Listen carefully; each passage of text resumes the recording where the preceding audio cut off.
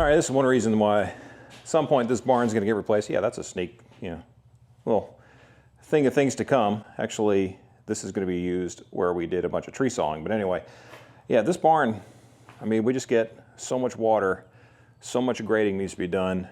And I just really wonder how much of this old barn is gonna be spared and how much of it's gonna be taken down and redone.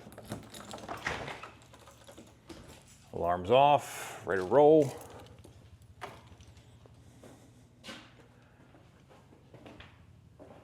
We are looking for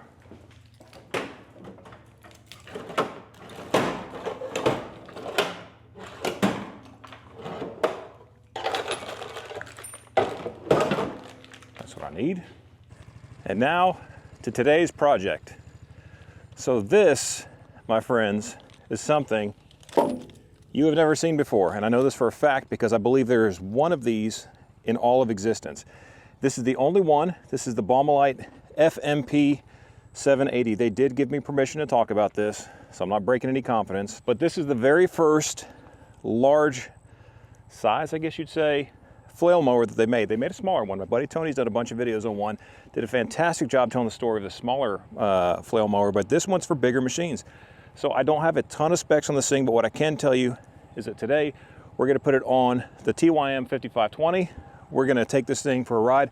The other one that Tony has is, it's too small for the 5520. It's just at the very, very top of what that other flail mower can do. This has a 110 horsepower gearbox. Look at the size of this gearbox. I mean, that is, to give you an example, that's my hand. You know, it is massive.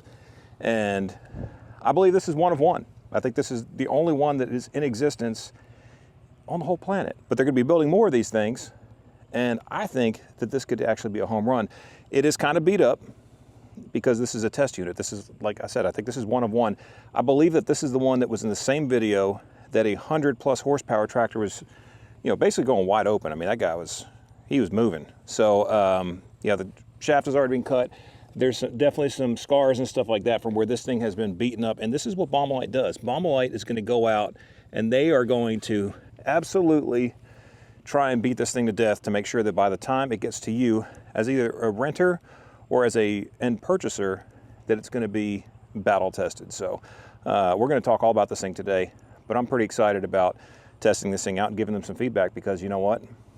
Who doesn't like a big flail mower? So I thought these were actually plastic, so I'm gonna need to get something to cut those. But yeah, this is all powder coated. I mean, even though they've taken this thing through the ringer, I mean, this is as overbuilt as it gets, like most Baumalight equipment. But all right, let me get this thing kind of situated and then we'll check back and we're gonna get to work. So one of the things I like about this new flail mower is that it is quick hitch compatible. So I'm gonna put some of these quick hitch bushings on here so I'm not dealing with the pins and everything. You just go pick it up and off you go. So take that, line it up, and then there is I don't really even know what that thing's called. Y'all tell me what that thing's called, but goes right in there. Get your mallet, first put your eye protection on because you've learned your lessons the hard way. It's been a minute since I've done this, and I remember usually they were on top, not going sideways. Not sure if that's the right height. We're gonna go with it for now. And we'll double check once we pull up the quick hitch, but got both of these on. Those pins are in. Really just turns out to the rubber mallets, not the ticket. You needed a heavy-handed hammer and made it happen, but this will make it easier. So even though that's a little bit of work to get those things set up, every time we go to set this thing up or hook it up, ride up to it, pick it up, go. So anyway, all right, now we need to get these straps off, get the PTO shaft installed, and we should be ready to mow. Ugh.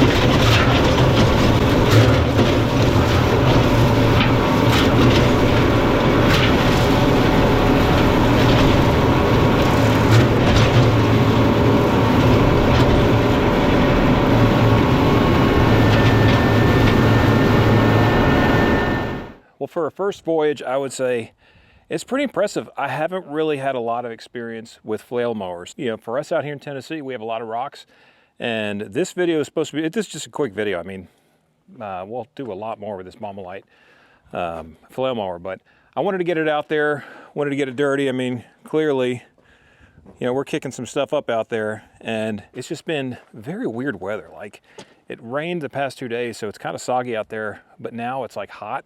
It's like 84 degrees in November, like mid-November, which is crazy. But there's a good look at the mower. You know, everything has a grease zerk. You know, there's the bearing, like really, really heavy built. Like, look how thick the steel is, like typical Baumalight stuff. You know, this is gonna be the FMP 780, which I guess is Flail Mower PTO, 78 inches, I believe. So super, super heavy built. You know, I kind of started the video talking through some of the stuff I was gonna do in the quick hitch. There's a couple things design-wise on the quick hitch I may talk to Baumalight about, because I actually have to use my other quick hitch as opposed to the one that I usually have on the TYM, because the other one had a 2-inch receiver and it was butting up against this plate. So I feel like if you're gonna not use a quick hitch, you're probably fine. But if you see this plate right here, that was actually hitting up against that 2-inch receiver that's on the other quick hitch. So this is supposed to be quick hitch compatible, which I love. You know, to me, a quick hitch is, you know, insanely convenient.